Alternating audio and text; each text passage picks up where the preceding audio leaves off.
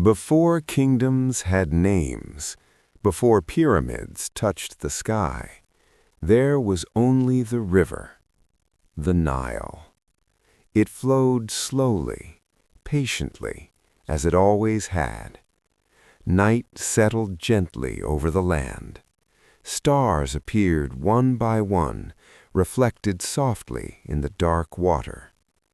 Along the riverbanks, early communities rested.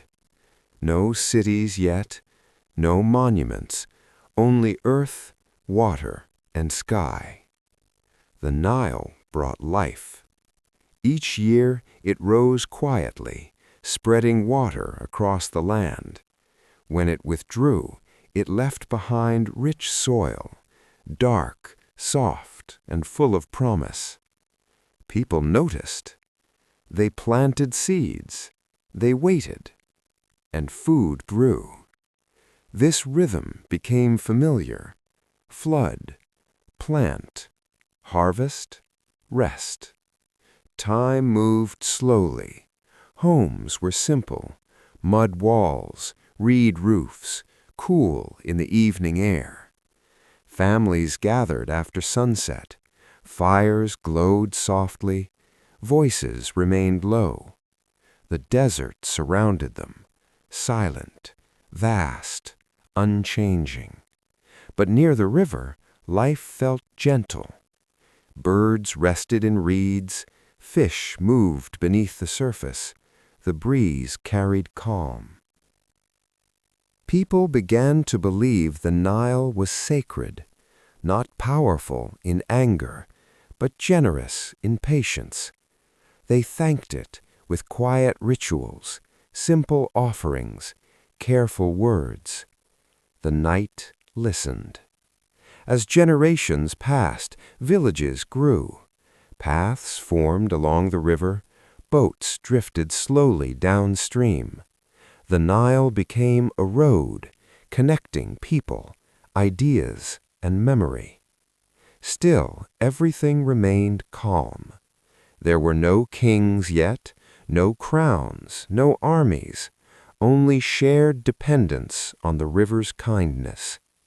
At night, the sky felt endless. Stars guided travelers. The moon painted silver lines on water. People slept early. They rose with the sun. Time was measured not by clocks, but by seasons. Slowly, stories began to form. Stories of gods who lived in the river, in the sky, in the land itself. These gods were not distant. They were present in water, wind, and soil. The idea of order emerged, balance. Everything had its place. Flood and drought, life and rest, day and night. This balance would later be called Ma'at, but for now it was simply felt. The Nile continued its journey, quiet, endless, and beside it, Egypt was being born, not with noise, but with patience. Take a slow breath. The river flows. The night is calm. This is the beginning. As time moved gently forward, life beside the Nile began to settle into patterns. The river still flowed calmly, but the people along its banks were changing. Villages grew a little larger. Homes stood closer together. Paths became familiar roads. Nothing rushed. People woke with the sun. They worked while the light was soft. They rested when the heat grew strong.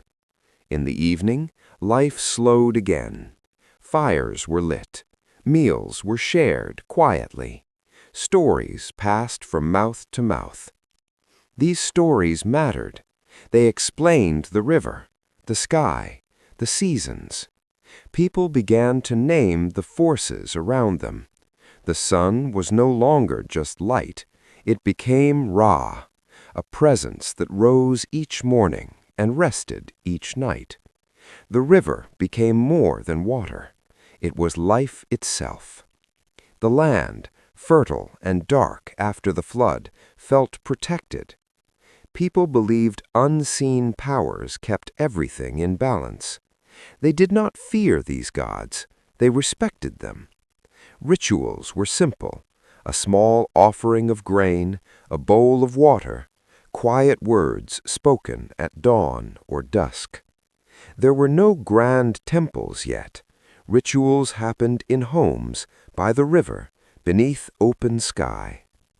Community mattered. Villages worked together during planting and harvest. No one owned the river. Everyone depended on it. Leadership was gentle. Elders guided decisions. Experienced voices were trusted. Order came from cooperation, not command. As villages connected, ideas traveled. One community learned from another. Tools improved. Boats became stronger. The Nile made this possible. It carried people north and south, slowly, safely. At night, the land felt peaceful. Stars filled the sky. The Milky Way stretched like a pale river above. People looked upward and saw meaning. They believed the sky mirrored the land. Order above, order below. This belief grew stronger. Life needed balance. If the river flooded gently, crops grew. If rituals were respected, the world stayed calm.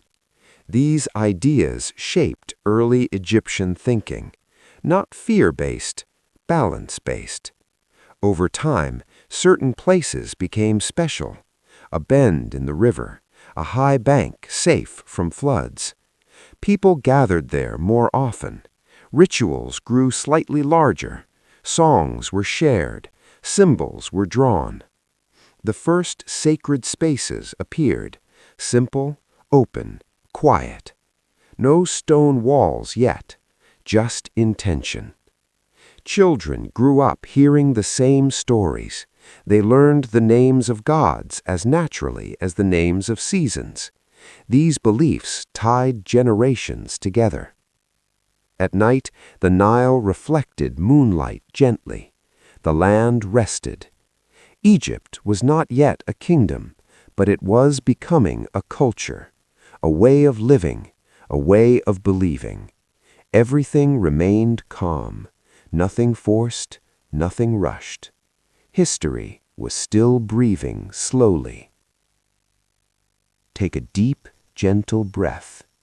The village sleeps. The river flows. As generations passed, life beside the Nile became more organized, not suddenly, not loudly, slowly. Villages learned to work together. Floods were measured. Planting times were remembered. Memory became important. People began to mark seasons, not with numbers, but with observation. When certain stars appeared, the flood followed. When the waters withdrew, planting began. This knowledge was shared carefully. Those who remembered best were respected most.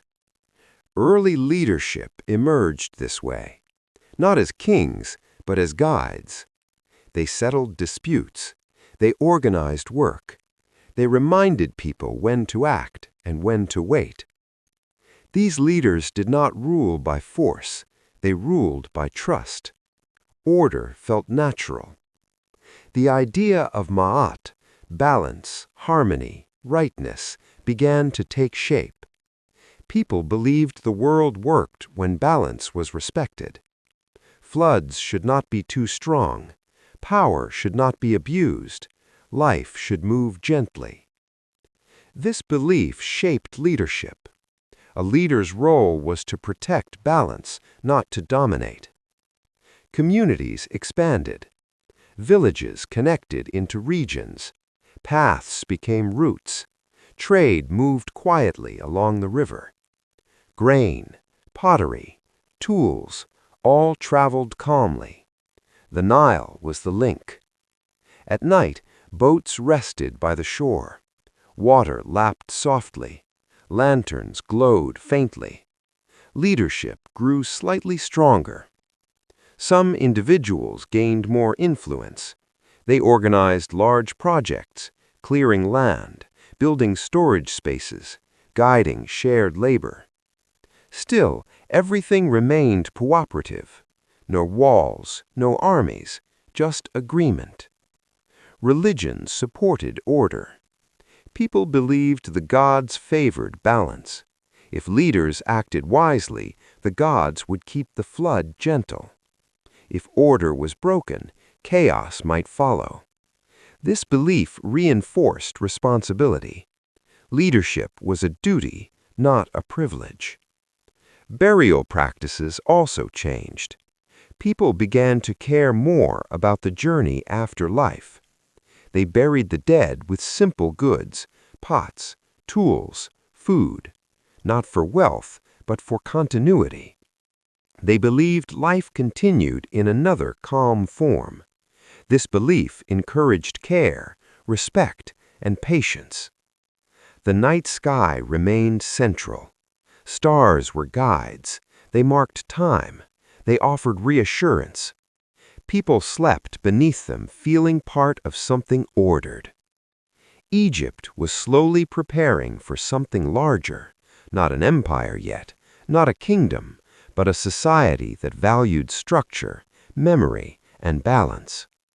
The river flowed. The land listened. Leadership evolved, quietly. Take a slow breath. The world is still gentle. Order, once understood, begins to take form. Along the Nile, as villages grew into regions, leadership slowly changed. Guides became rulers. Not suddenly, not violently. Communities realized they needed someone to protect balance across wider lands. This was the beginning of kingship. The first kings were not distant figures. They lived close to the people. They walked among them. They listened. Their power was symbolic. They represented Ma'at, order, balance, harmony. People believed the king stood between the gods and the land. If the king ruled wisely, the Nile would flood gently, crops would grow, life would remain calm. This belief gave kings authority, not fear-based, faith-based. Early kings wore simple symbols. Crowns were modest, clothing was practical. Power was shown through ritual, not force. The king led ceremonies to honor the gods. Offerings were made at sunrise, prayers spoken at dusk. These acts reassured people that balance was protected. Gradually, regions unified. Lower Egypt in the north, Upper Egypt in the south. The Nile connected them. Boats carried messages. Messengers traveled calmly. Unity brought stability. With unity came organization. Storehouses were built. Work was planned. Labor was shared. People worked together during flood seasons, repairing banks, preparing fields. No armies marched, only cooperation. Burial traditions changed again. Kings were buried separately. Their graves were marked carefully, not to show wealth, but importance. They were guardians even after death. The idea of legacy appeared. Kings ruled not just for today, but for tomorrow. Writing began to form. Simple symbols recorded grain, seasons, rituals. Memory became permanent. History began to write itself. At night, the land remained peaceful. Temples were small. Fires burned low. The river reflected stars. Power existed, but it was gentle. It rested on belief, tradition, and balance. Egypt had its kings, but it had not yet learned ambition. That would come later. For now, the world remained calm. Take a slow breath. The king rests. The river flows. The night is quiet. Order, once understood, begins to take form. Along the Nile, as villages grew into regions, leadership slowly changed. Guides became rulers. Not suddenly, not violently. Communities realized they needed someone to protect balance across wider lands. This was the beginning of kingship. The first kings were not distant figures. They lived close to the people. They walked among them. They listened. Their power was symbolic. They represented Maat, order, balance, harmony. People believed the king stood between the gods and the land. If the king ruled wisely, the Nile would flood gently, crops would grow, life would remain calm. This belief gave kings authority, not fear-based, faith-based. Early kings wore simple symbols. Crowns were modest, clothing was practical. Power was shown through ritual, not force. The king led ceremonies to honor the gods. Offerings were made at sunrise, prayers spoken at dusk. These acts reassured people that balance was protected. Gradually, regions unified. Lower Egypt in the north, Upper Egypt in the south. The Nile connected them. Boats carried messages. Messengers traveled calmly. Unity brought stability. With unity came organization. Storehouses were built. Work was planned. Labor was shared. People worked together during flood seasons, repairing banks, preparing fields. No armies marched, only cooperation. Burial traditions changed again. Kings were buried separately. Their graves were marked carefully, not to show wealth, but importance. They were guardians even after death. The idea of legacy appeared. Kings ruled not just for today, but for tomorrow. Writing began to form. Simple symbols recorded grain, seasons, rituals. Memory became permanent. History began to write itself. At night, the land remained peaceful. Temples were small. Fires burned low. The river reflected stars. Power existed, but it was gentle. It rested on belief, tradition, and balance. Egypt had its kings, but it had not yet learned ambition. That would come later. For now, the world remained calm. Take a slow breath. The king rests. The river flows. The night is quiet. With unity established, Egypt entered a new rhythm. The early dynasties began not with drama, but with routine. Life settled into patterns that would last for centuries.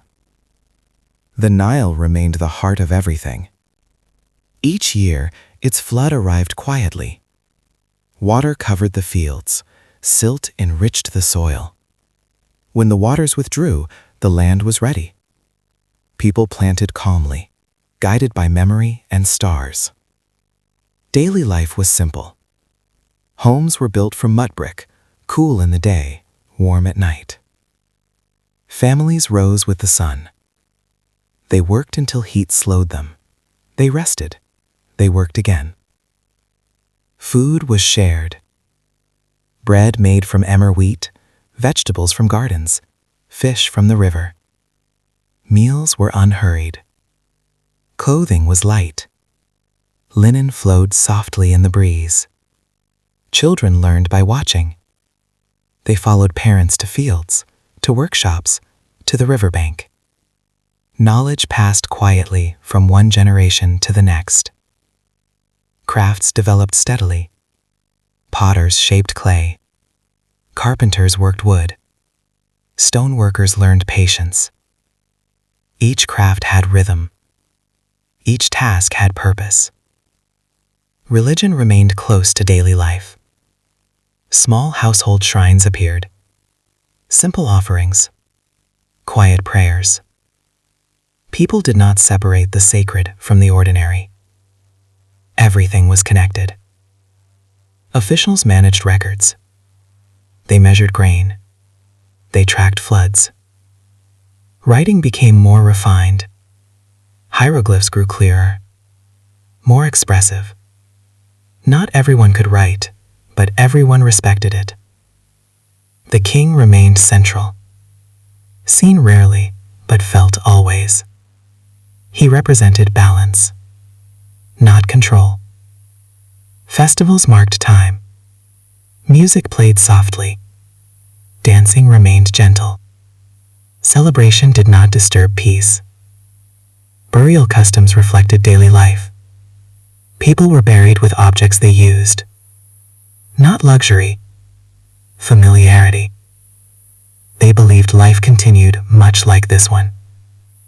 At night, villages became quiet. Fires dimmed. Stars filled the sky. The Nile whispered. Egypt did not seek expansion. It sought stability. And stability brought calm.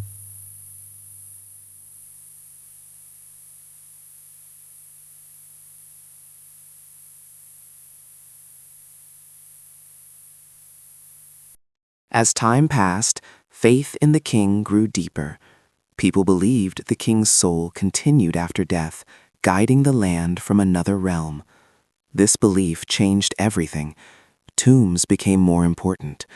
Early kings were buried simply, but now their resting places grew larger, not from pride, from purpose. The king's journey after life was seen as essential to the balance of Egypt. Stone replaced mud brick. Structures became permanent. This was the beginning of pyramid thinking. Not yet the grand shapes we imagine, but the idea had taken root. Workers gathered seasonally. They were not slaves. They were farmers working during flood season, when fields rested underwater. Labor became organized. Food was provided. Shelter was shared. Work moved slowly, carefully. Stone blocks were shaped with patience. Every cut was deliberate. Every movement had rhythm. Religion guided construction. Priests oversaw rituals. Blessings were spoken. Work began at sunrise, ended at dusk. No rush, only consistency. The pyramid symbolized stability, a shape that touched earth and pointed to the sky, a bridge between worlds. Belief remained calm. People trusted the process. The king's power expanded, quietly. Authority became more centralized. Administration grew stronger. Records were detailed. Resources were managed. Egypt learned organization. But ambition did not shout. It whispered. Pyramids rose without disturbing the land. Villages continued life unchanged. The Nile flowed as always. At night, the pyramid sites rested. Stars aligned above them. People believed these stars guided the king's soul. The sky became a destination. Faith and architecture became one. This period shaped Egypt's future, not through conquest, but through belief. Take a slow breath. Stone rests. Faith endures. The night remains quiet. The pyramids stood quietly, their shadows stretching across the land. Egypt had entered what many would later call the Old Kingdom. This was a time of balance, not perfect, but calm. The king, now known as Pharaoh, was seen as divine. Not a god alone, but a living bridge between heaven and earth. This belief brought stability. People trusted the pharaoh to protect Ma'at, order, truth, balance. Government became structured. Officials served the crown. Scribes recorded events. Priests guided rituals. Everything had a place, and everyone knew their role. Cities grew near royal centers. Workshops thrived. Art became refined. Statues were carved with calm faces, soft eyes, timeless stillness. Artists did not chase realism, they chased permanence. Life was meant to continue beyond the moment. Religion expanded gently. Temples grew larger but remained peaceful spaces. Incense burned softly, chants echoed quietly. The Nile continued its rhythm: flood, retreat, growth. Agriculture flourished. Granaries were full.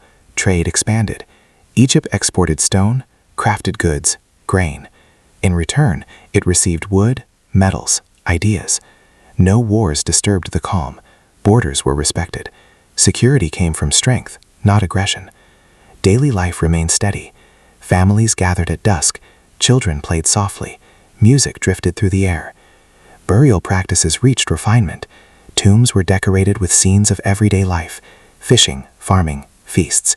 People believed these images ensured continuation in the afterlife. Death was not feared, it was prepared for. At night, the pyramids glowed faintly under moonlight. They felt eternal. Egypt seemed unchanging. But even calm waters eventually shift.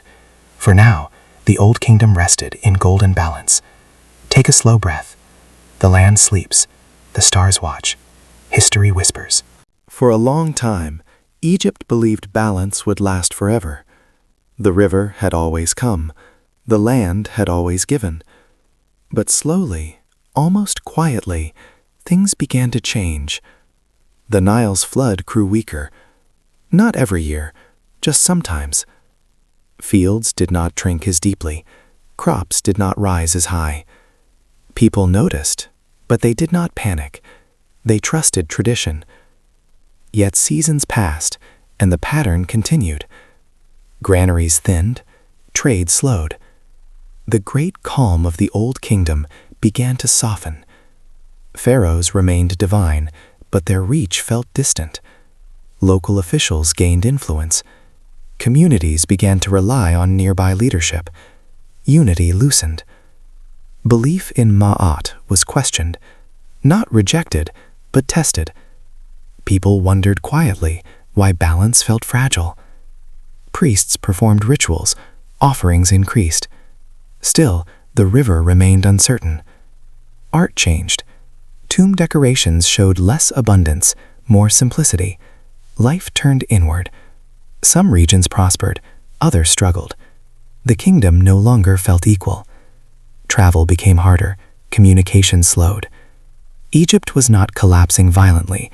It was drifting, like a river losing direction. This period would later be called the First Intermediate Period. But at the time, it felt like confusion. Order had not vanished, it had fractured. At night, fires burned low. Stars still shone, but reassurance felt distant. Yet even now, life continued. People adapted. They learned resilience. Change did not end Egypt. It prepared it. Take a slow breath. The river pauses. The land listens. History turns quietly.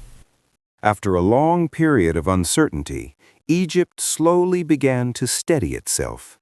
The years of weak floods and divided authority had taught the people a quiet lesson.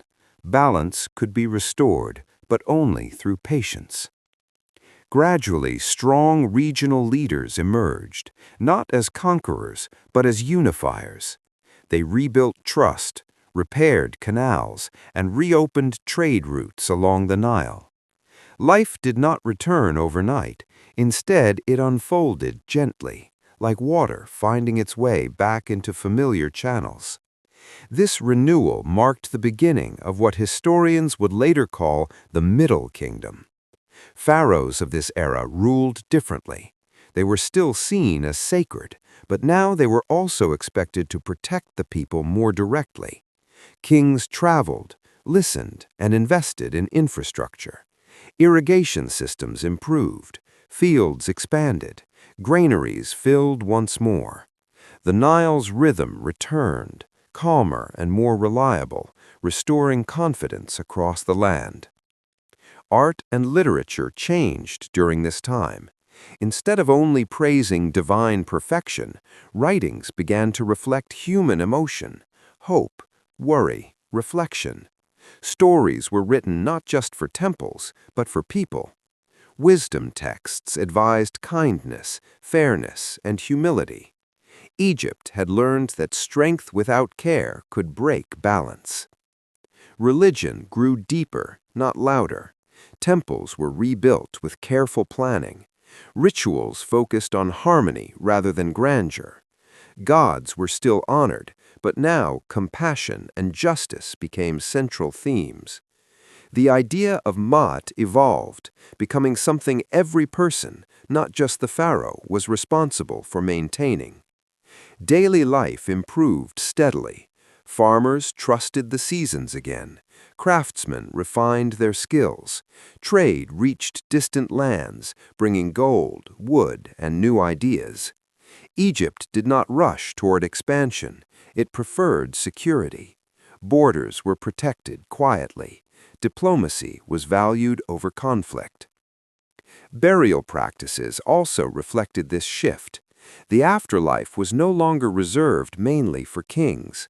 Ordinary people began preparing more carefully for life beyond death. Coffin texts appeared, offering guidance and protection to many, not just rulers. This belief brought comfort. Death felt less distant, less frightening. At night, villages slept peacefully. Lamps flickered softly. The Nile moved silently under moonlight. Egypt felt stable again, not because it was unchanging, but because it had learned how to recover. The Middle Kingdom became a time of reflection, balance, and quiet strength. Take a slow breath. The land has healed. The river flows steadily. History rests for a moment. With stability restored, Egypt slowly began to look beyond its familiar riverbanks. The Middle Kingdom had strengthened the land from within, and now trade carried Egyptian influence outward. Boats moved steadily along the Nile, then farther, reaching coasts and deserts. This expansion was not driven by conquest, but by curiosity and need. Egypt desired materials it did not possess: wood, copper, gold, and other lands were willing to exchange them for grain, linen, and crafted goods. Trade routes became organized and protected. Caravans crossed the eastern desert toward the Red Sea. Ships traveled to Byblos for cedar wood. To the south, Nubia became an important partner, providing gold and manpower. Egyptian forts were built along these routes not as symbols of aggression, but as quiet guardians of commerce. Power during this time expressed itself through control of movement rather than violence. Pharaohs of the Middle Kingdom ruled with careful authority. They understood that prosperity depended on connection. Officials were sent to oversee distant regions. Records were kept with precision. Egypt became more aware of the world beyond its borders, and this awareness brought confidence. The kingdom no longer felt isolated, it felt central. Culture reflected this widening view. Art began to show foreign lands, unfamiliar animals, and distant peoples. Literature spoke of journeys, challenges, and wisdom gained through travel. Egypt was still deeply rooted in tradition, but it had opened its eyes. Balance now included the outside world. Religion adapted gently. Gods were still honored in familiar ways, yet foreign deities were sometimes acknowledged and absorbed. This was not fear, but respect. Egypt believed harmony could exist without rejection. Maat expanded again, now stretching beyond the Nile itself. Daily life remained calm. Farmers still followed the river's rhythm. Craftsmen refined skills passed down through generations. Markets grew busier, filled with new materials and ideas. Wealth increased, but excess was discouraged. The memory of earlier collapse kept ambition restrained. Burial practices continued to evolve. Tombs became more personal. Inscriptions spoke of individual lives, not just divine service. People wished to be remembered for kindness, honesty, and duty. This quiet human focus defined the Middle Kingdom's character. At night, travelers rested at caravan stops. Fires burned low. Stories of distant lands were shared softly. The Nile flowed on, connecting Egypt to the wider world, yet never pulling it away from its center. Take a slow breath. The horizon widens. The land remains calm. History moves gently forward. As the Middle Kingdom matured, Egypt felt strong and confident. Yet subtle changes were already forming beyond its borders. To the east, unfamiliar movements began to stir. Small groups of travelers arrived first, then families, then larger communities. They came quietly, seeking land, trade, and opportunity. At first, their presence caused little concern. Egypt had always welcomed outsiders who respected its order. These newcomers brought new customs, new tools, and new languages. Trade increased, but so did complexity. Borders grew more active. Officials worked harder to maintain balance. The pharaohs continued to rule with care, but the kingdom now required greater attention. Stability depended on constant management. Over time, the Nile's floods once again became less predictable. Not disastrous, but uneven. Crops survived, yet surplus declined. Pressure grew slowly, like a distant wind. Local leaders gained more responsibility. Central authority softened, not through failure, but through exhaustion. Foreign settlements expanded in the delta. They remained peaceful, yet distinct. Egypt's sense of unity began to stretch. Trust required effort. The kingdom was changing, and change always carried uncertainty. Religion responded quietly. Prayers focused on protection and guidance. Temples emphasized endurance. People were reminded that Ma'at could be challenged, but not destroyed. Balance could bend without breaking. Military presence increased slightly. Fortifications were strengthened. Guards watched borders more carefully. Still, there was no rush toward war. Egypt preferred calm solutions.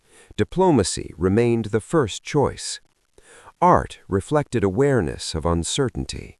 Expressions became more thoughtful. Themes of protection, vigilance, and patience appeared. Literature spoke of responsibility and caution. Wisdom was no longer only about peace, but about preparedness. Daily life continued. Fields were planted. Children learned their crafts. Families shared meals. Yet beneath routine, awareness grew. Egypt was no longer alone in shaping its future. At night, the delta felt different.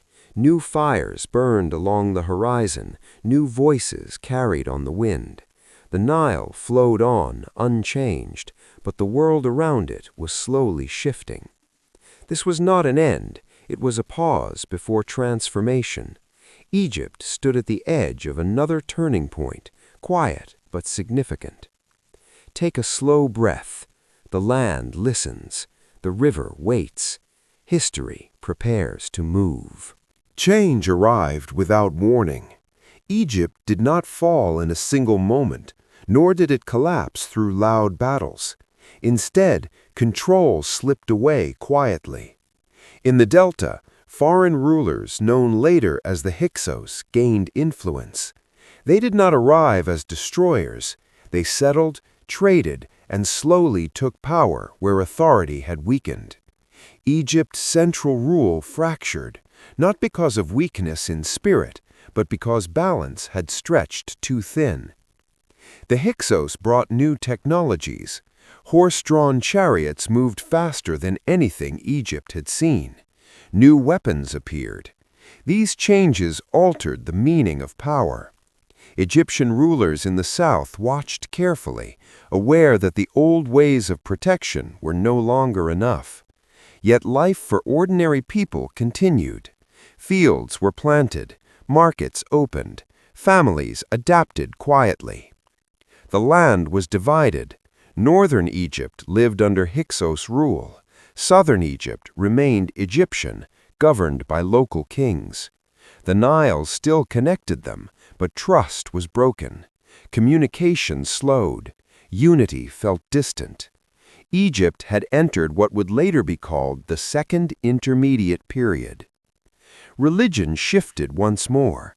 People turned inward. Personal prayers became common. Protection gods gained importance. Faith became a source of comfort during uncertainty. Temples remained active, but belief was quieter, more personal. Cultural identity strengthened in the south. Egyptian traditions were preserved carefully. Language, rituals, and customs were protected, not with force, but with memory. Teachers passed knowledge deliberately. Art reflected endurance. Faces appeared more serious, more aware. The Hyksos ruled efficiently.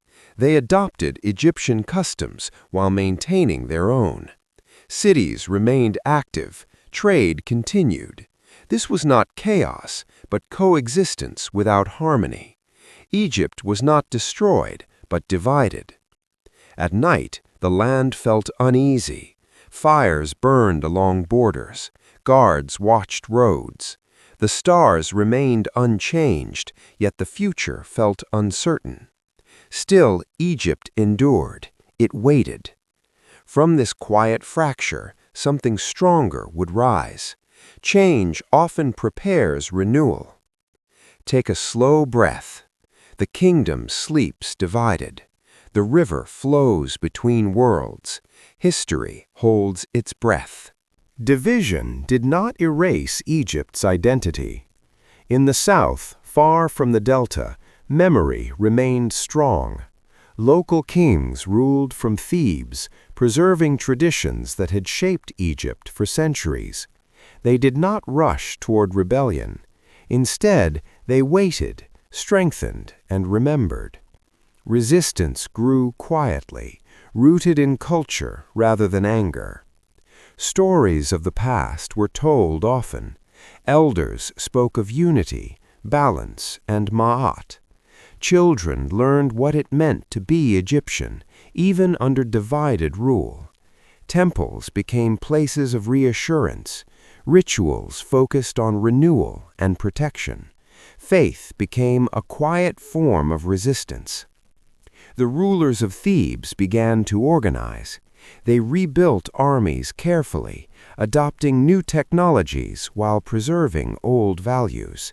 Chariots were learned, weapons improved, training was deliberate and patient. Power was prepared, not displayed. Art reflected determination.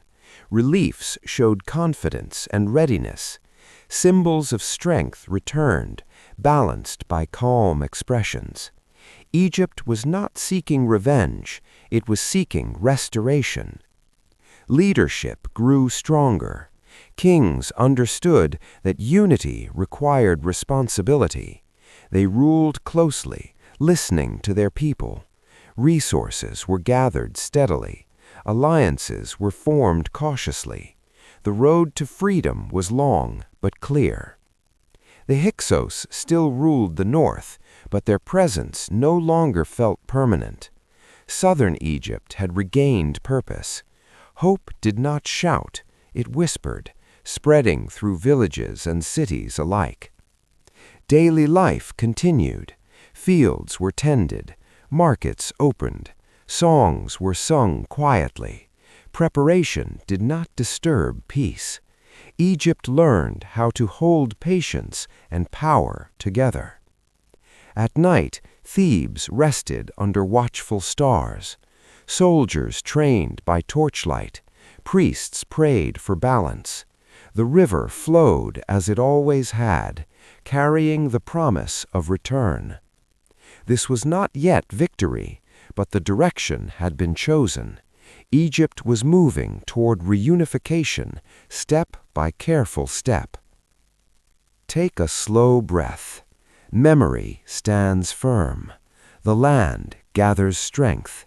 History leans forward. After years of patience and preparation, Egypt began to move forward once more. The southern kings of Thebes were ready. Their goal was not only to remove foreign rule, but to restore balance to the entire land. Step by step, they advanced northward, reclaiming territory with careful strategy rather than reckless force. The Hyksos power slowly faded, not in chaos, but through steady pressure. When reunification came, it felt like a return rather than a conquest. Egypt was whole again. The pharaoh now ruled a united land, strengthened by lessons of division. This moment marked the beginning of what would later be called the New Kingdom. Leadership changed in character. Pharaohs became protectors of borders, guardians of stability, and symbols of strength. The kingdom understood that peace required readiness.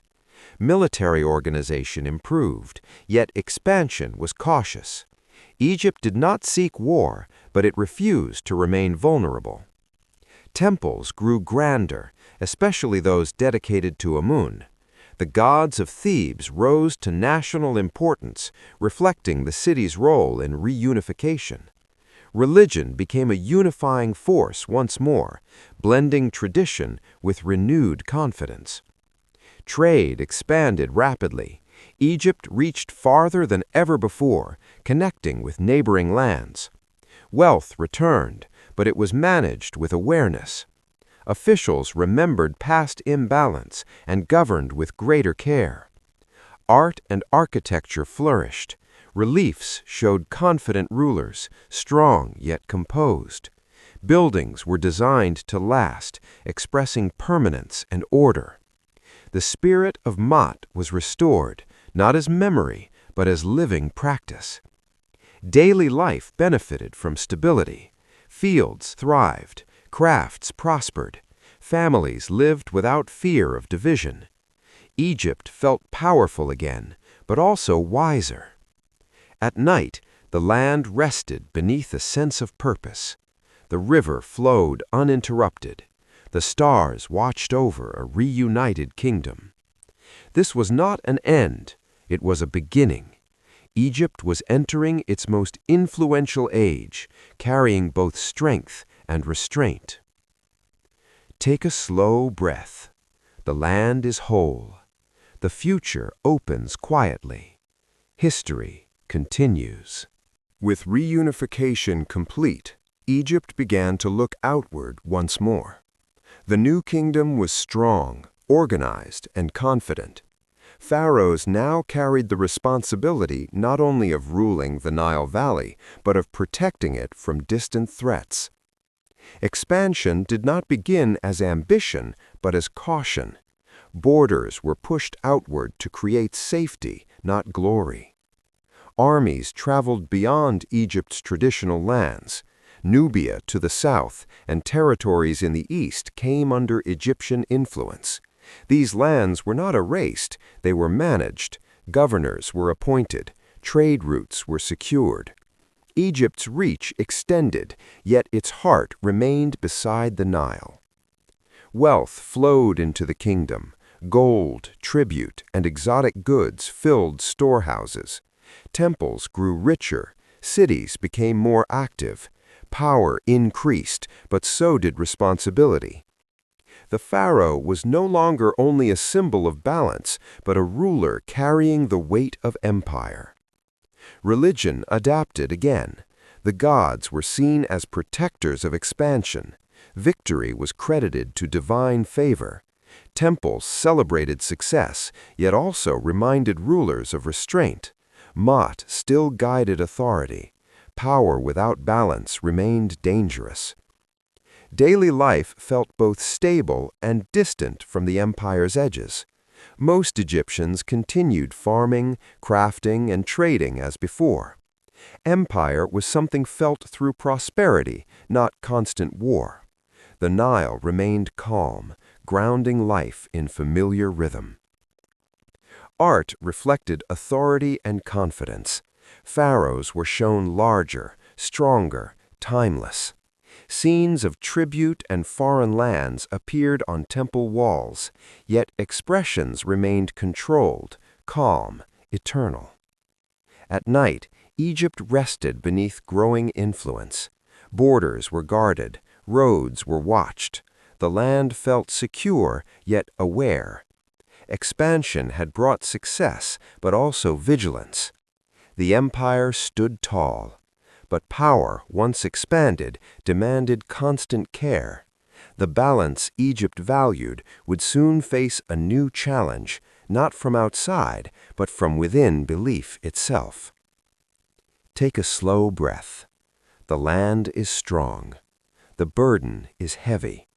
History moves quietly forward. At the height of its power, Egypt turned inward. Wealth filled temples, priests held influence, and tradition felt heavy with age. Into this world came a pharaoh who believed balance had drifted too far from its source. He looked not to many gods, but to one, Aten, the living sun. This belief did not arrive with violence, it arrived with conviction. The pharaoh Akhenaten began a quiet revolution. Temples to old gods were closed or neglected. New prayers were written. Art changed dramatically. Figures became softer, more human, more intimate. The sun's rays were shown reaching down, touching life directly. Religion was no longer distant, it became personal. A new capital city was built, dedicated to Aten. It rose quickly, filled with open courtyards and light. The pharaoh and his family lived openly, worshiping under the sky. Egypt watched carefully. Some accepted, others waited. This reform unsettled balance. Priests of traditional gods lost power. Administration weakened. Borders received less attention. Egypt's empire remained, but focus shifted inward. Faith replaced vigilance. Daily life continued quietly. Farmers worked, craftsmen adapted.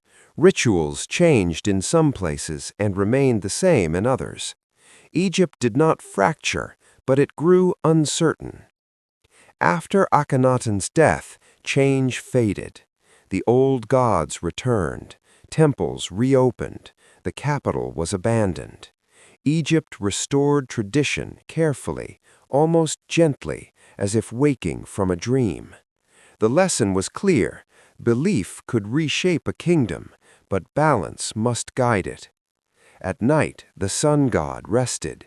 The old stars returned to their familiar places. Egypt exhaled. Take a slow breath.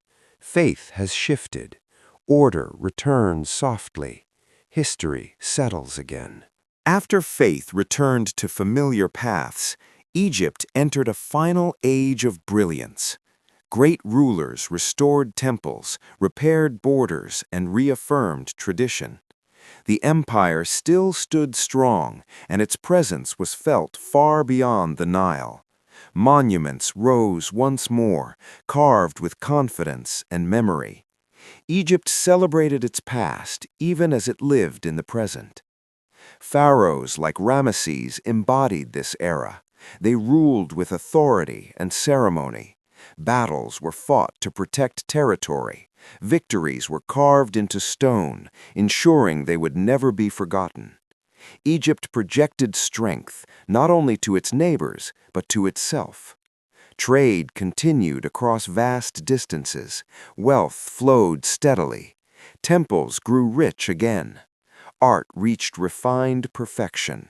Statues and reliefs showed eternal calm, hiding the strain beneath stability. Yet maintaining empire required constant effort. Resources were stretched. Administration grew heavy. Priests and officials gained power equal to the throne. Balance became harder to hold. External pressures increased. New peoples appeared along borders. Conflicts became frequent. Egypt defended itself, but the cost grew. The land felt the weight of history. Slowly, influence faded. Territories were lost. Authority weakened. Egypt did not fall suddenly. It aged. Daily life continued much the same. Fields were planted, rituals were performed, the Nile still flooded. But the sense of timelessness softened. Egypt became reflective. At night, monuments stood silent. They remembered glory even as the future shifted. Egypt had left its mark. That mark would endure long after power passed. Take a slow breath. The land remembers. The river flows. History prepares to rest. As Egypt's strength slowly faded, new powers rose beyond its borders. Armies arrived not with chaos, but with inevitability. Assyrians came first, then Persians, and later Greeks. Each conquest changed Egypt's rulers, but not its soul. Control shifted, yet daily life continued along the Nile, much as it always had. Foreign kings adopted Egyptian titles. They honored temples. They ruled through tradition rather than force alone. Egypt's culture proved stronger than conquest. Even under foreign rule, priests performed rituals, farmers worked fields, and scribes recorded events in familiar script. Trade routes expanded further under new empires. Egypt became a vital link between worlds. Ideas flowed as freely as goods. Greek language mixed with Egyptian belief. Knowledge blended quietly. The arrival of Alexander marked another turning point. After him, the Ptolemies ruled Egypt, combining Greek governance with Egyptian tradition. Alexandria rose as a center of learning. Libraries gathered knowledge from across the world. Egypt influenced thought long after its political power waned. Religion adapted once more. Gods merged. Beliefs softened. Egypt learned survival through change. Identity became layered rather than singular. Rome eventually arrived. Egypt became a province, not a kingdom. Yet its grain fed an empire. Its wisdom endured. Its monuments still commanded respect. At night, temples glowed softly under new rulers. The Nile remained unchanged. Empires passed. Egypt stayed. Take a slow breath. Power shifts. Memory remains. History nears its quiet end. Egypt's story did not end with conquest, nor did it fade when kings lost their crowns. It changed form, softened in shape, and settled into memory. Foreign rulers came and went, yet the land remained deeply Egyptian. Temples still welcomed quiet footsteps. Rituals continued at dawn and dusk. The rhythm of the Nile endured, steady and patient, as it always had. Under Roman rule, Egypt became a provider rather than a power. Its grain fed distant cities. Its river sustained empires that barely understood it. Pharaohs were gone, but the idea of sacred order lingered. People still believed in balance, in continuity, in life beyond the visible moment. The old gods slowly gave way to new beliefs, yet the sense of eternity never fully disappeared. Monuments stood silent, watching centuries pass. Pyramids no longer served kings, but they served time itself. Travelers arrived in awe. Scholars wondered. Artists imagined. Egypt became a memory the world could not forget. Its symbols entered stories, faiths, and dreams far beyond the Nile Valley. Language evolved, scripts changed, yet echoes of ancient words survived in stone and papyrus. Knowledge passed quietly into new cultures. Mathematics, architecture, medicine, and philosophy carried Egyptian influence forward, often without name or credit. Daily life remained gentle along the riverbanks. Farmers still followed the flood. Children still learned patience from the land. The Nile taught each generation the same lesson. Life moves in cycles, not straight lines. Egypt's greatest legacy was not empire or wealth. It was the idea that order could exist without haste, that power could serve balance, and that time itself could be honored. While other civilizations rushed forward, Egypt listened. At night, the river reflected stars just as it had thousands of years before. Empires slept beneath different flags, but the water flowed unchanged. Egypt was never truly conquered because its essence lived in rhythm, memory, and stone. Take a slow breath. The story rests now. The river does not sleep. History becomes calm. Long after the last pharaoh was crowned, Egypt continued to exist, not as a kingdom, but as a presence. Its power no longer marched across borders, yet its influence moved silently through time. Scholars studied its stones, travelers stood in stillness before its monuments. Egypt had become a teacher rather than a ruler. The pyramids remained unchanged. Wind passed over them, sand gathered and shifted. They did not speak, yet they told a story of patience. They reminded the world that greatness did not need movement to survive.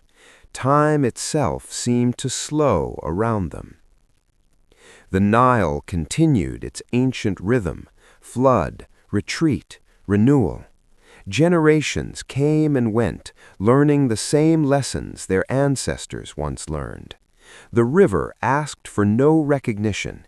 It simply flowed, carrying memory forward. Egypt's beliefs softened into philosophy. Ma'at lived on, not as a goddess alone, but as an idea: balance, order, harmony.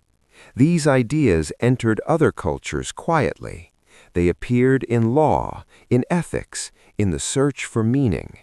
Egypt's wisdom traveled without banners. Languages changed, yet symbols endured. An eye for protection, a feather for truth, a scale for balance.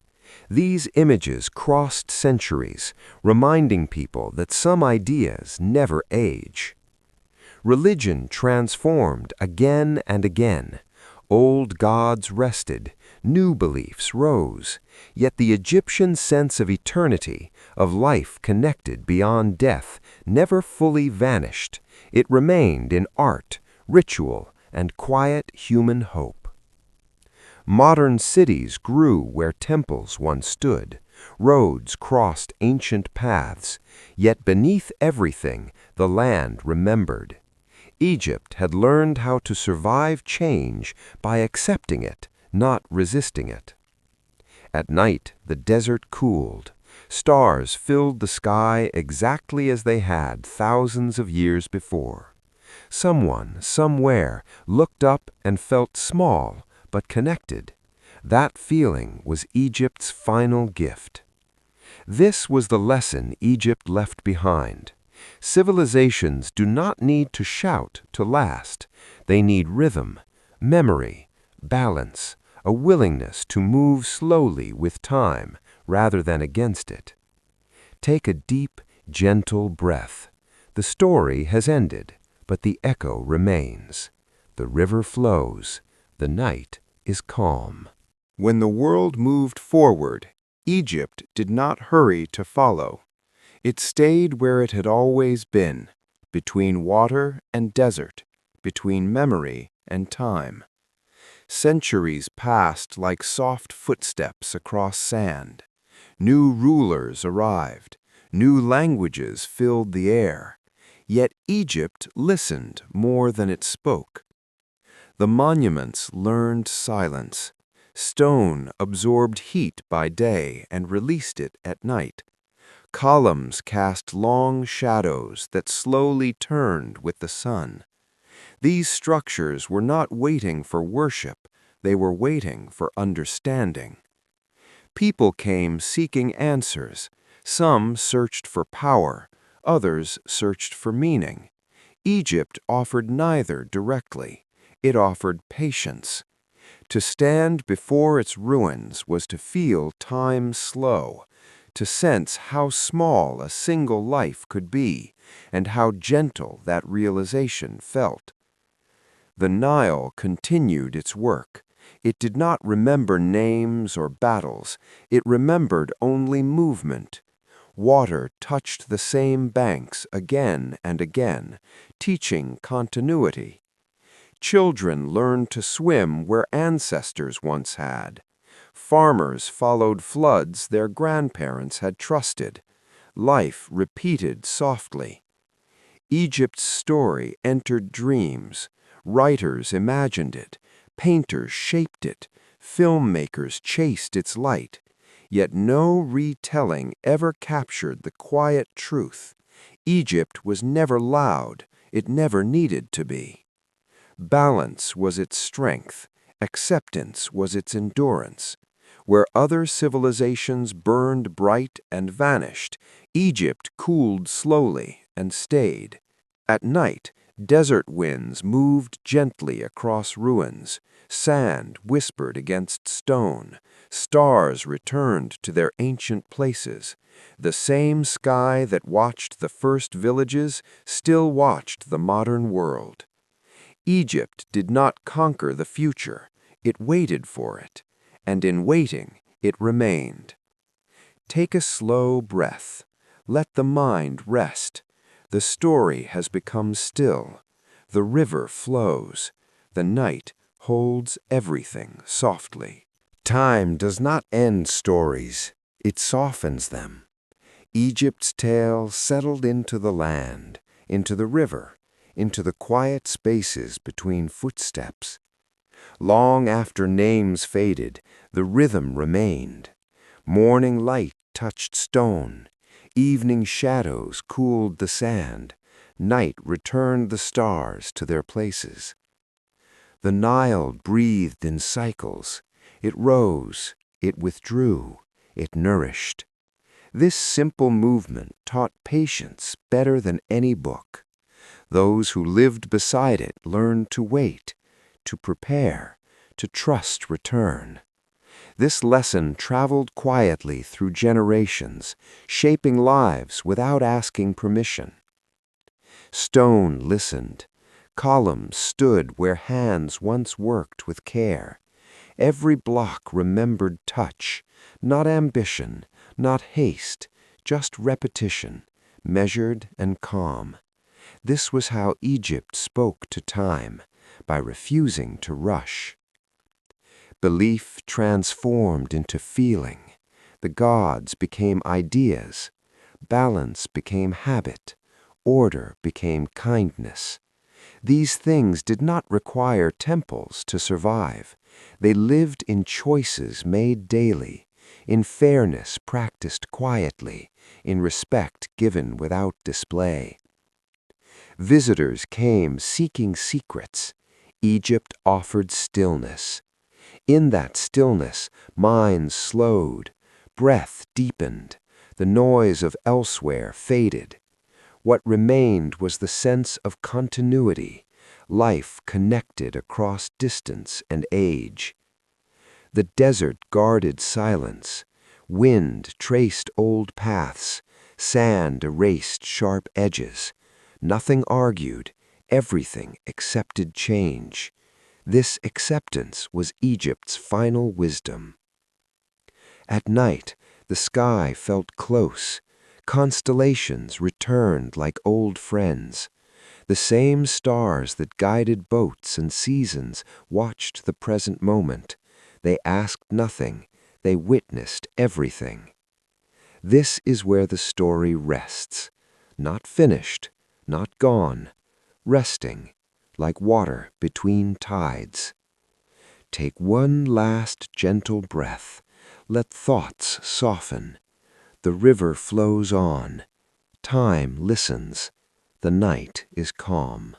When the last words have been spoken, silence does not arrive suddenly. It settles slowly, like dust in evening light. Egypt's story rests in that silence. Nothing needs to be added. Nothing needs to be taken away. What remains is feeling. The land lies still. Stone no longer remembers builders by name, only by presence. The effort is absorbed into shape and shadow. Time does not hurry these memories. It lets them breathe. The Nile continues without awareness of endings. It flows past ruins and cities alike, unchanged by meaning, unchanged by history. Water touches the shore gently, as it always has. This is Egypt's truest voice, steady, patient, unbroken. Human life moves softly beside it. Footsteps pass, generations change, yet the rhythm holds. Morning light arrives, night returns. Sleep follows wakefulness, as it always has. Egypt teaches nothing directly. It invites to slow down, to notice, to understand that permanence is not loud, and survival does not always look like strength. Sometimes it looks like continuity. The desert cools after sunset. Wind smooths the sand. Sharp edges disappear. Conflict fades. What remains is space, wide, open, forgiving. Stars fill the sky again. The same stars watched the first farmers. The same stars watched empires rise and fall. They watch now without judgment, without urgency. This is where the journey truly ends, not with conclusion, but with rest. The mind can let go. The story no longer needs attention. It has become part of the quiet. Take a slow breath. Let thoughts drift. Nothing is required now. The river flows. The land sleeps. Time moves gently on. Nothing new begins here, and nothing truly ends. Egypt rests in the space between memory and breath. The land has said all it needs to say. Now it listens to wind, to water, to time itself. The Nile moves quietly, not fast, not slow, just enough to remind the world that motion does not require effort. It reflects the sky without holding it. It carries light, then releases it. Stone cools under the night air. Temples no longer echo voices. They hold warmth from the day and give it back gently to the dark. This exchange is calm, unnoticed, perfectly balanced. There is no need to remember names, no need to count years. Egypt exists beyond numbers, beyond rulers, beyond stories. It exists as a feeling of stillness that survives change. Breath slows, thoughts soften. The mind no longer tries to follow the timeline. It drifts, like sand shaped by wind, without resistance. The desert accepts everything. Footsteps vanish, marks fade. Nothing is lost. Everything simply becomes quieter. Stars remain above, steady and distant. They do not guide anymore. They simply watch. Their light travels patiently, arriving without urgency. This is how Egypt stays eternal, not by standing tall, but by lying peacefully within time. Let your attention loosen. There is nothing left to hold. The story has become background. The past has become gentle. The river flows. The land rests. And you can rest too. After the story has faded, something softer remains.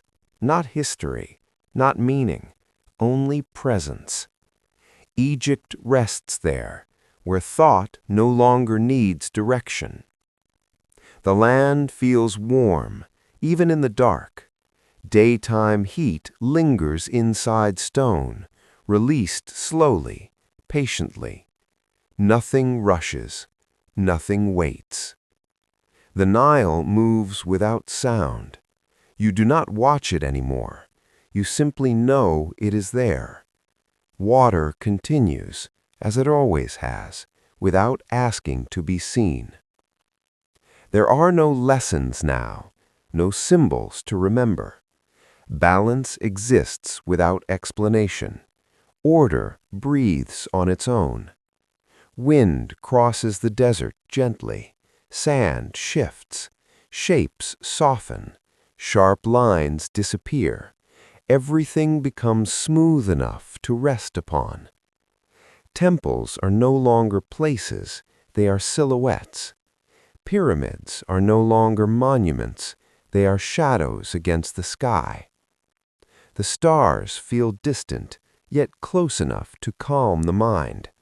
Their light arrives slowly, with no urgency. Time stretches and loosens. Thoughts slow down. Words lose their edges. The mind drifts, like a boat no longer steering. Egypt does not speak, and it does not need to. Silence holds the meaning better than sound ever could. Breathing becomes easy, heavy, natural. Nothing pulls attention forward, nothing pulls it back. This is where history dissolves into sleep, where memory releases its grip, where the past becomes gentle enough to fade.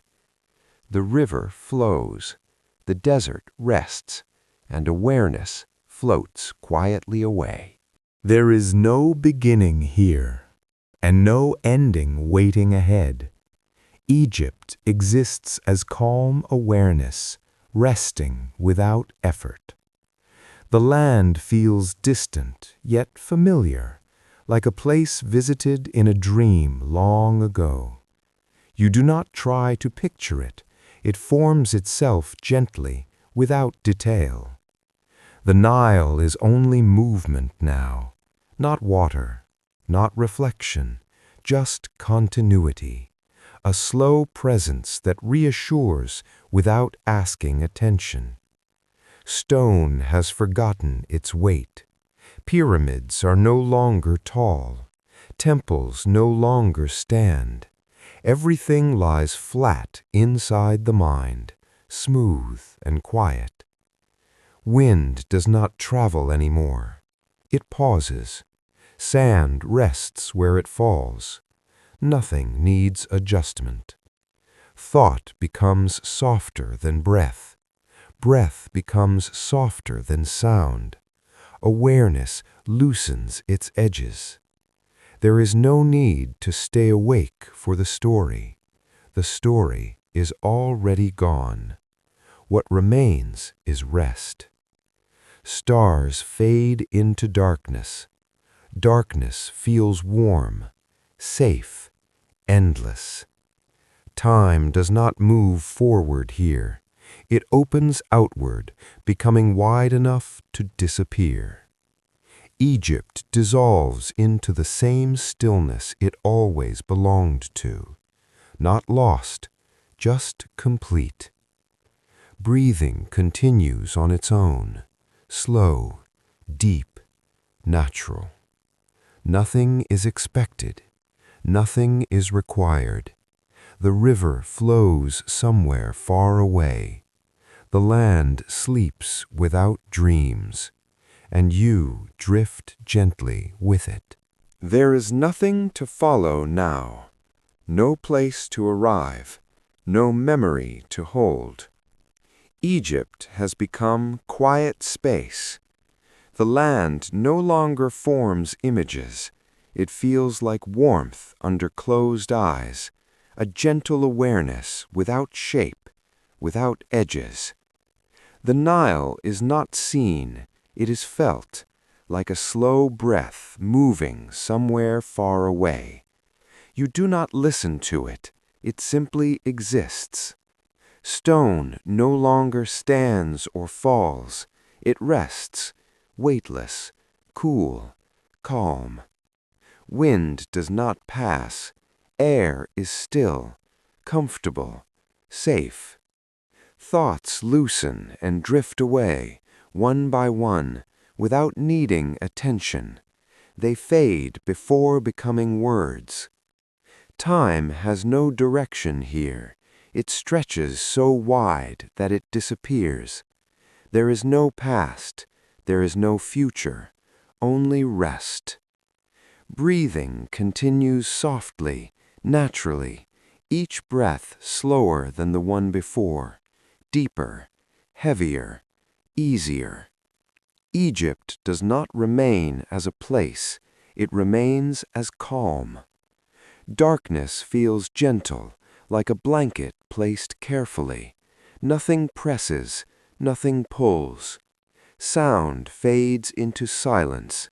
Silence fades into comfort. You do not need to stay with this moment. You can drift through it or sink into it. Both are the same. The river flows somewhere beyond awareness. The land sleeps without form, and the mind rests without effort. Nothing else follows. Nothing asks for attention now. Egypt has fully released its shape. It is no longer land or river or stone. It is a gentle stillness that surrounds awareness. Breathing happens on its own, slow, even, heavy in the best way. Each breath settles deeper than the last. There is no image to follow, no voice to listen for. Sound is soft enough to disappear. The Nile is only rhythm, like a distant heartbeat that does not belong to you, yet comforts you. Time no longer passes, it loosens, it spreads thin until it can no longer be felt. Thoughts do not finish themselves, they fade halfway, gently, without resistance. Darkness feels warm, safe, familiar, like returning to something old and kind. Nothing moves forward, nothing falls behind. Egypt rests here, not remembered, not imagined, just present as calm. The desert no longer stretches, it rests flat, smooth, endless. Awareness becomes lighter, softer, almost transparent. You do not need to stay awake for this. Sleep carries everything now. The river flows far away. The land is quiet, and rest deepens naturally. Nothing remains to be followed. There is no story now, no history, no place. Egypt has dissolved into stillness. Breath moves slowly, gently, without effort. Each breath settles deeper, as if the body remembers how to rest on its own. Sound is barely present. Words soften as they appear, then fade before meaning forms. The Nile is no longer movement. It is calm continuity, distant and reassuring, like sleep itself. Stone has released its weight. Desert has released its heat. Everything rests without form. Time does not pass here. It opens, then disappears. Thought does not finish. It loosens and fades. Awareness becomes light, then quieter. There is no darkness to notice, no light to wait for, only comfort. Nothing asks, nothing answers. The mind is held gently, without direction. Egypt is no longer remembered. It is no longer imagined. It is simply quiet. Breathing continues. Rest deepens. Sleep arrives naturally. Nothing follows this moment. There is nothing new to notice. Silence remains, steady and kind. It does not change. It does not fade. Breathing moves softly, in, out, each breath lighter than the last. No images return. No thoughts ask to stay. Everything feels distant, yet safe. Egypt is no longer a place, not even a memory. It is rest itself. Time has fully loosened. Moments do not follow one another. They simply rest side by side. Sound is barely present. Words appear slowly, then dissolve. Meaning is no longer needed. The body feels heavy in a calm way, supported, still. The river is only reassurance now, not movement, not rhythm, just knowing that calm continues. Darkness feels soft, comfortable, endless. Nothing pulls awareness forward. Nothing pulls it back. Sleep deepens on its own. There is no ending here, only continuation of rest. Breathing continues. Stillness holds. Everything remains quiet. Nothing needs attention.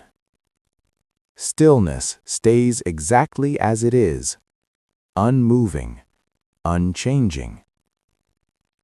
Breathing is slow, natural, barely noticed. There is no place to imagine, no memory to return to. Everything has softened. Egypt is no longer behind you. It is no longer ahead. It rests everywhere. Time does not move forward. It does not pause. It simply is not felt. Sound feels distant, like something remembered, not heard. Words arrive slowly, then fade. The body rests deeply, supported, heavy in a peaceful way. No effort is required.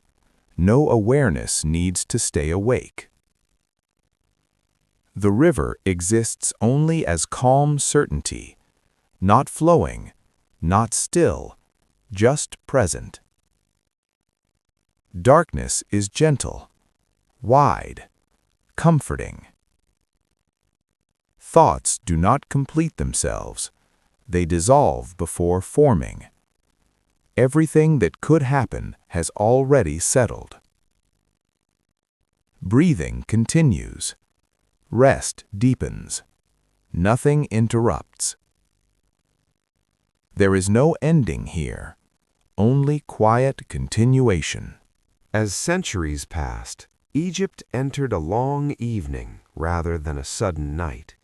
Change arrived slowly, like fading sunlight across stone.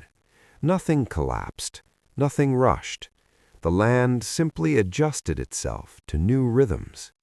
Foreign rulers came and went, their banners changed, their languages echoed briefly, then softened into the background. Egypt did not resist them loudly. It absorbed them, as the river absorbed tributaries, without losing its own direction. Cities continued to breathe. Markets opened at dawn. Boats moved gently across the Nile. Farmers watched the water with practiced patience. Daily life remained stronger than politics. Routine outlasted ambition. Temples still stood, though their purpose shifted. Some became places of quiet reflection. Others rested as silent witnesses. Rituals simplified. Grand ceremonies softened into personal moments of belief. Faith became internal rather than displayed. The desert remained unchanged. It cared little for power. Wind shaped dunes the same way it always had. Conflict ended where sand began. Time dissolved sharp edges. At night, the land rested deeply. Fires dimmed, sounds faded. The sky stretched wide and familiar. Stars returned without announcement. People learned comfort from their consistency. Egypt's strength was never domination. It was endurance, the ability to continue without forcing permanence. While empires around it burned brightly and vanished, Egypt cooled gradually and stayed. Art changed tone, colors softened, forms simplified. Beauty shifted from grandeur to balance, from scale to proportion, from display to harmony. The Nile remained faithful. Its cycle did not break. It reminded the land that continuity mattered more than control. Floods came, life renewed, the pattern held. Generations adapted without losing themselves. Names changed, but habits stayed. Morning routines, evening rest, the quiet trust in tomorrow. Egypt did not mourn its past. It did not cling to former power. It accepted transformation as a natural phase of existence. This acceptance became its greatest wisdom. By now, Egypt was less a civilization and more a state of being, calm, measured, patient. The land taught one final lesson. Endings do not have to be dramatic. They can be gentle. They can arrive like sleep. Breathing slowed. The world felt softer. Egypt rested in the long evening of time. As Egypt moved further into its long, quiet age, memory slowly took the place of power. The land no longer commanded attention through strength or conquest. Instead, it lingered gently in the minds of those who passed through it. Travelers spoke of its calm rather than its might. They remembered the stillness of stone at sunset and the soft movement of water under moonlight. Egypt did not impress through noise. It stayed through feeling. Old roads remained visible beneath newer paths. The land carried its layers openly. Each step rested on many centuries at once. Nothing was hidden. Nothing needed to be explained. The Nile continued its patient return. Year after year, it brought life without announcing itself. Villages trusted the water completely. They planned, they waited, they adapted. This quiet trust became a form of wisdom. Temples changed again. Some became shelters, others became places of study or rest. A few remained untouched, standing calmly as if waiting for no one. Their silence felt complete, not empty. Belief transformed into reflection. People no longer searched for answers in the sky alone. They listened inward. Balance became personal. Order became daily kindness. Egypt's spiritual legacy lived on in behavior rather than ritual. The desert remained the final teacher. It erased excess. It simplified. It reminded all who crossed it that survival depended on respect for rhythm and limits. Nothing could be forced there. Night carried a familiar comfort. Fires glowed softly. Conversations faded early. Sleep arrived without effort. Egypt seemed to invite rest simply by existing. The land accepted its role as memory. It did not demand preservation. It allowed discovery. Each generation found its own connection through art, study, or quiet presence. Egypt became timeless, not because it froze itself, but because it allowed itself to change gently. Its story did not end. It thinned. It spread. It softened. The river flowed. The stars returned. The land remained. Egypt did not rush toward the future. It waited.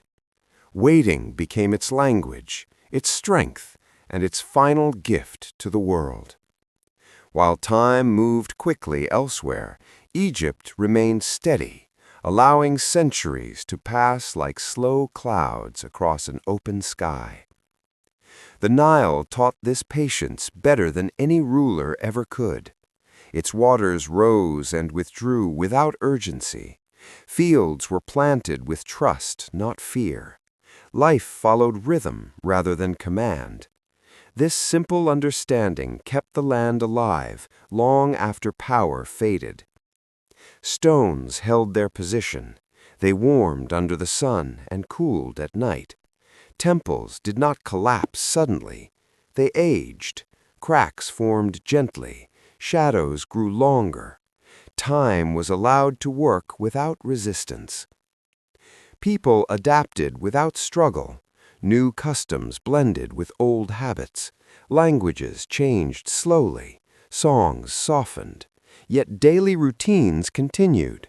Morning work, evening rest, shared meals, quiet nights. Continuity mattered more than identity. Egypt learned how to carry memory without weight. It did not cling to its past. It allowed it to rest. History became something to walk beside, not something to chase. Travelers felt this stillness immediately. Their steps slowed, their voices softened. The land asked nothing from them except presence. Many left changed without understanding why. The desert remained constant. It simplified everything it touched. What could not endure patience disappeared. What remained learned how to rest. At night, the sky opened wide. Stars returned like old companions. People looked up and felt calm rather than small. Egypt taught that humility could feel safe. By now, Egypt existed less as a place and more as an atmosphere. Calm lingered in the air. Time seemed thicker, slower. Rest arrived easily. This was not an ending, it was a state of being. Egypt had learned how to wait without wanting, how to remain without holding. The river flowed, the land rested, and time itself learned to slow down. Egypt no longer stood apart from the world. It settled into it, quietly, like a breath that never fully leaves the body. The land existed without announcement, without urgency, without need to be remembered aloud. The Nile continued its gentle movement. It did not rush toward the sea. It did not hesitate at bends. Water flowed with confidence earned over thousands of years. Along its banks, life adjusted naturally. People listened more than they planned. They waited more than they hurried. Fields changed with the seasons. Green returned when expected. Brown followed without surprise. This cycle felt familiar, comforting. There was no struggle against it, only cooperation. Monuments rested deeper into silence. Their purpose had shifted again. They were no longer symbols of belief or power. They became companions to the landscape. Stone warmed under sunlight. Stone cooled under night air. This simple exchange felt complete. Egypt had learned that survival was not about holding shape. It was about allowing form to soften. Sharp edges belonged to beginnings. Endurance belonged to smoothness. Stories about the land traveled far, yet Egypt itself remained still. It did not correct misunderstandings. It did not demand accuracy. It allowed interpretation.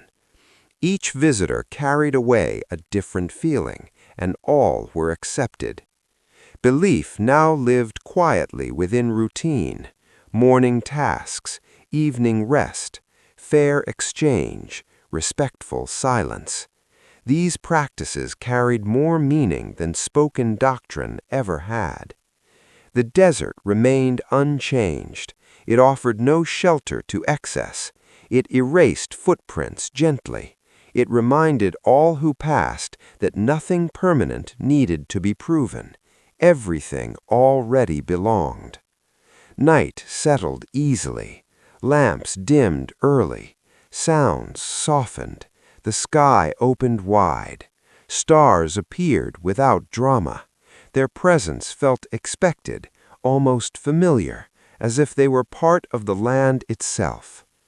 Egypt's wisdom had thinned into atmosphere. It surrounded without pressure. It calmed without instruction.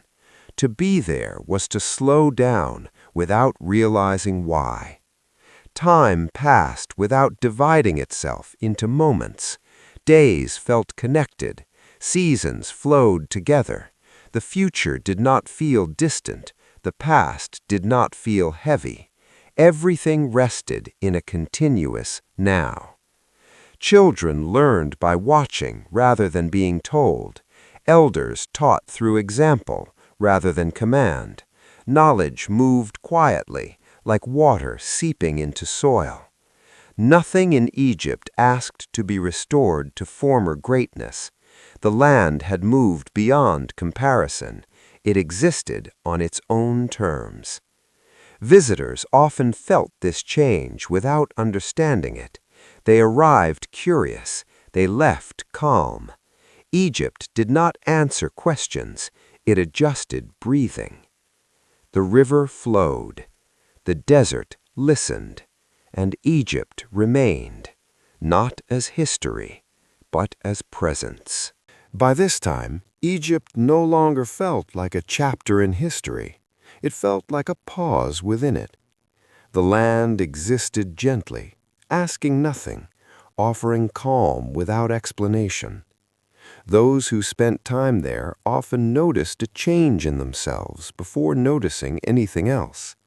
The Nile continued its steady movement, neither dramatic nor dull. Its surface reflected light softly, as if trying not to disturb the air around it. Boats moved without hurry. Oars dipped quietly. Sound traveled only as far as it needed to. Life beside the river followed patterns refined by patience. Work was done with awareness of daylight. Rest arrived naturally when evening cooled the air. No one argued with the rhythm. They trusted it. The land itself felt balanced. Green fields gave way to open sand without conflict. Water and desert existed side by side, each defining the other. Egypt never tried to separate them. It understood that contrast created harmony. Structures rested where they had always been. They no longer stood as achievements. They stood as companions to time. Walls held warmth. Shadows stretched slowly. Nothing demanded attention. People moved quietly among these spaces. Voices were low. Gestures were unhurried. Even disagreement softened quickly. The land seemed to encourage calm resolution rather than sharp division. Belief had become almost invisible. It lived in choices rather than words, in fairness, in patience, in respect for limits. Egypt's spiritual presence was no longer something practiced, it was something absorbed. The desert continued its quiet instruction. It removed excess without force. It reminded travelers that survival required awareness, not control. Many who crossed it emerged quieter than they entered. Night carried a familiar peace. Lamps flickered softly. Conversations ended early. Sleep arrived gently, without struggle. Dreams felt slower, deeper, less crowded. Egypt had become a place where time behaved differently. Days felt full without being long.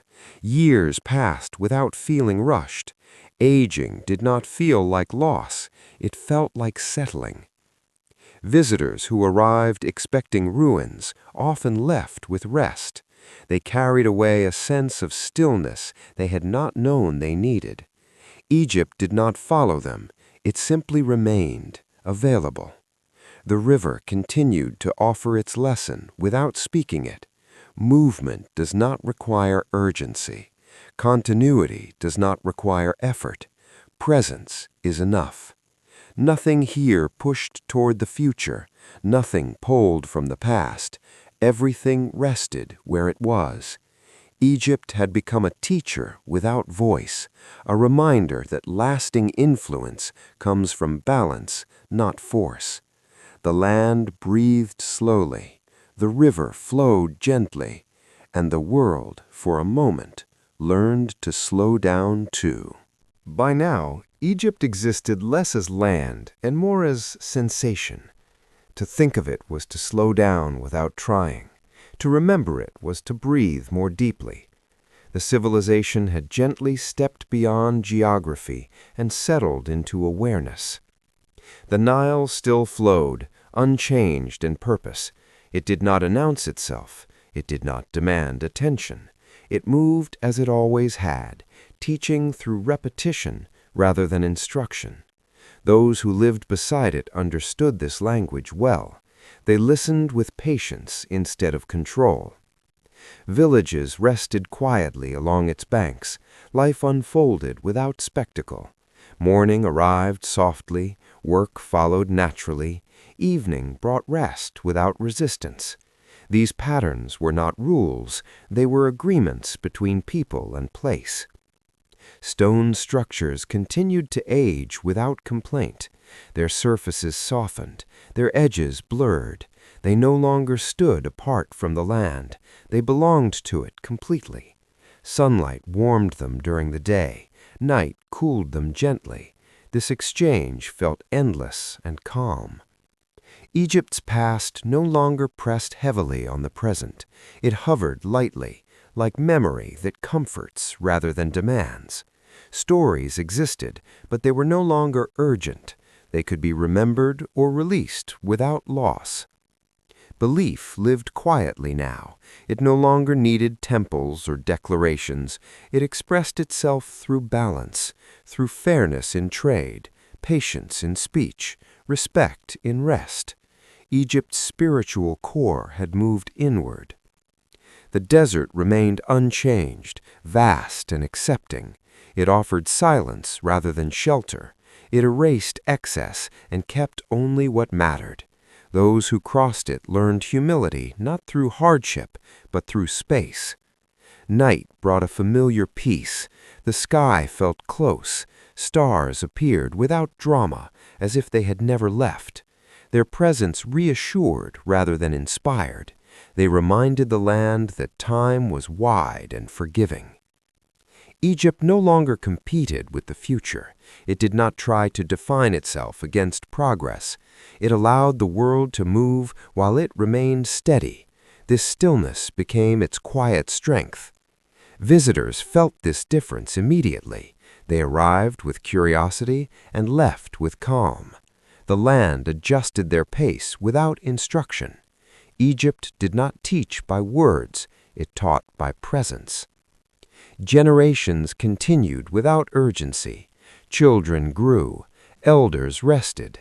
Knowledge passed through observation rather than command. Life felt complete without being full.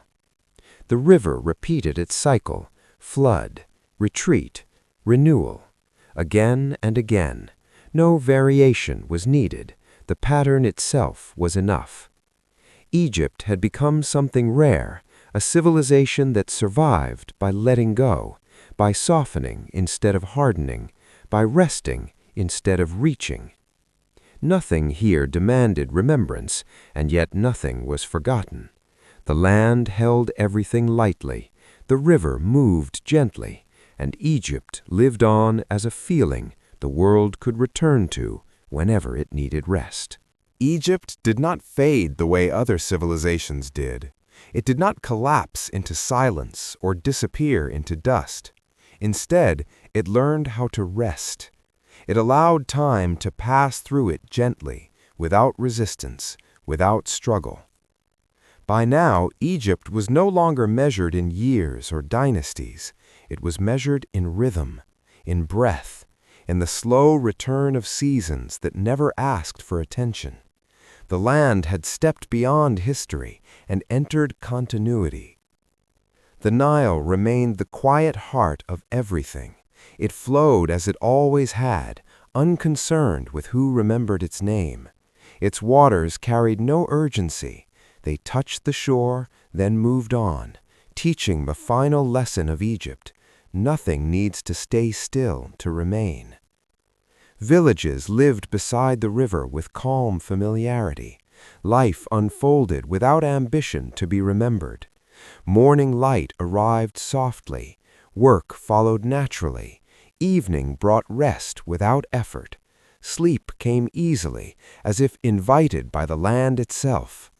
Stone structures no longer stood as monuments. They rested as part of the earth. Their meaning had softened. They no longer spoke of power or eternity.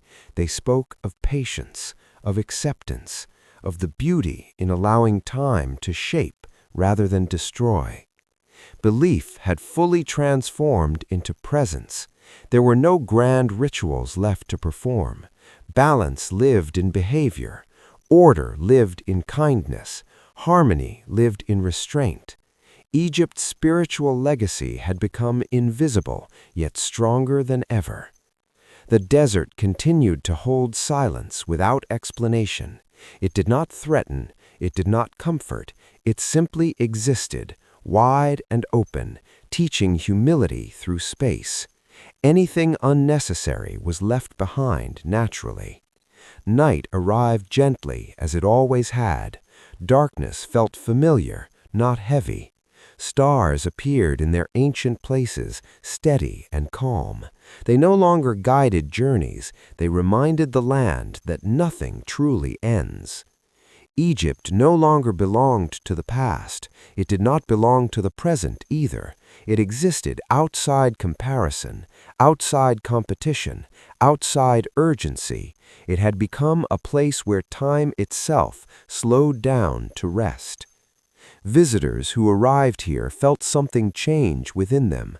Not excitement, not awe, calm.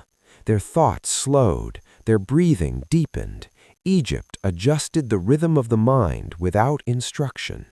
There was no final moment, no last chapter recognized by those living it.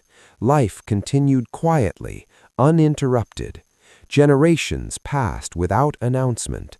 Knowledge flowed through example rather than command.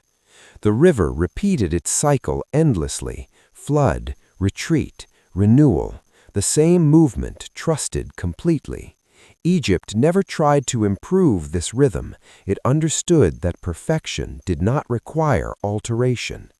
This was the civilization's greatest wisdom: knowing when to stop striving, knowing when to let existence be enough. Egypt did not ask to be remembered. It allowed memory to find it naturally. It did not demand preservation. It allowed discovery. In the end, Egypt became what it had always been preparing to become: not an empire, not a story, but a state of rest. The land lay calm. The river flowed gently. Time moved quietly around it. And Egypt remained, not loud, not distant, but peacefully present.